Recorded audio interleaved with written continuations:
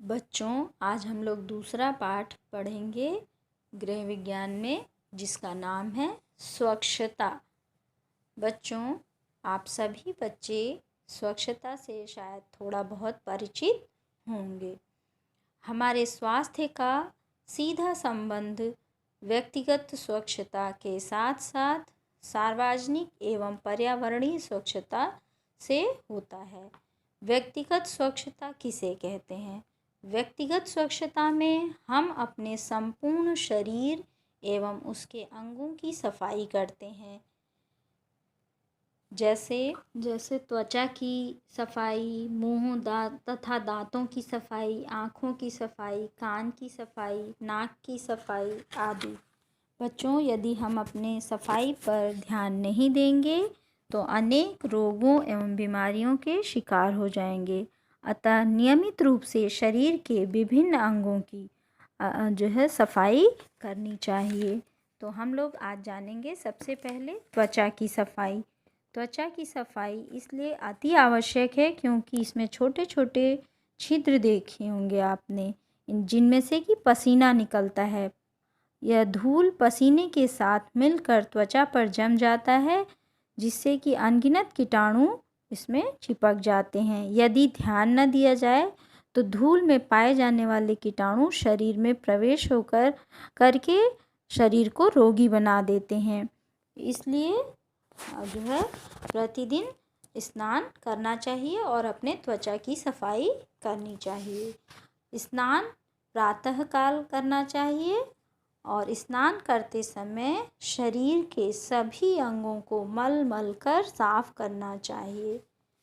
बच्चों, शौच क्रिया के बाद हाथ को साबुन से धोना चाहिए।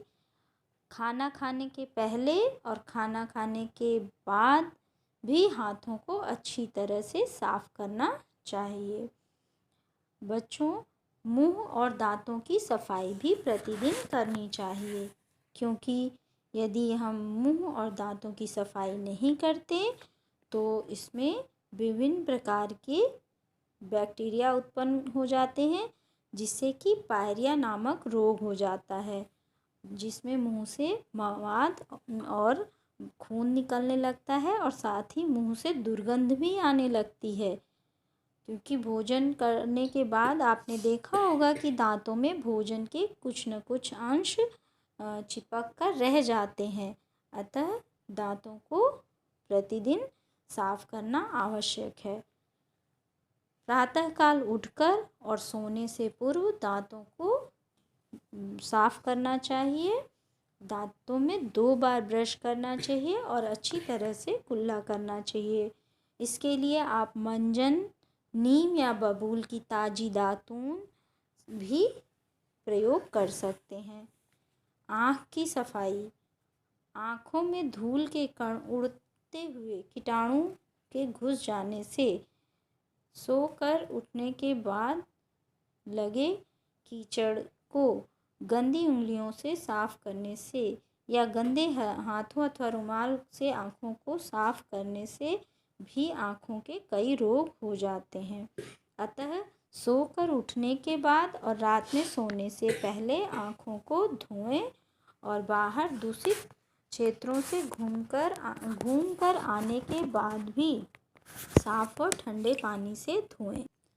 सुबह उठने के बाद तथा रात को सोने से पूर्व साफ पानी लेकर आँखों में छींटे मारें और साफ तौलिए से उसको पोंछें और धोएं। इस तरह से आँखों की सफाई करें। कान की सफाई। कान के मैल को साफ करने के साथ साथ समय समय पर कानों की जांच भी कराएं। डॉक्टर के संपर्क में कान की जांच कराएं। डॉक्टर के परामर्श अनुसार कान की सफाई करें। नाक की सफाई।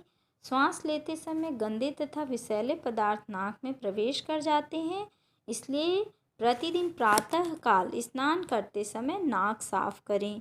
प्रतिदिन मुंह हाथ धोते समय भी नाक को साफ करना चाहिए। बच्चों, इस प्रकार अपनी व्यक्तिगत सफाई अवश्य करें और सफाई का ध्यान रखें।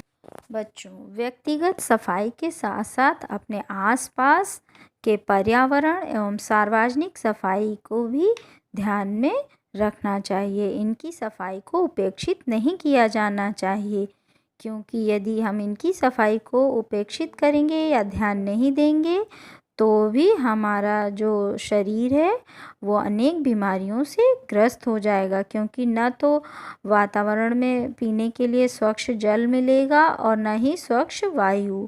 अतः पर्यावरण की सफाई पर भी विशेष ध्यान देना चाहिए। इसके लिए बच्चों अपने आसपास का जो वातावरण है उनको स्वच्छ रखना चाहिए। स्वच्छता के लिए हम लोग धुएं रहित चूल्हे का प्रयोग कर सकते हैं, वाहनों के प्रदूषण की जांच करा सकते हैं, खुले मैदानों में शौच के लिए ना जाएं, शहर से दूर कारखानों एवं फैक्ट्रियों को लगाकर तथा चिमनियों को में फिल्टर का प्रयोग करें, अवशिष्ट पदार्थों को नदियों तालाबों में न बहाएं, कूड़ा कचरा सार्वजनिक स्थानों पर नहीं फेंकना है, भोज्य पदार्थों को ढक कर रखना है, जल स्रोतों के आसपास भी सफाई करना है। इस प्रकार हम अपने आसपास के वातावरण को साफ करके स्वच्छ बना सकते हैं और खुशहाल रह सकते हैं।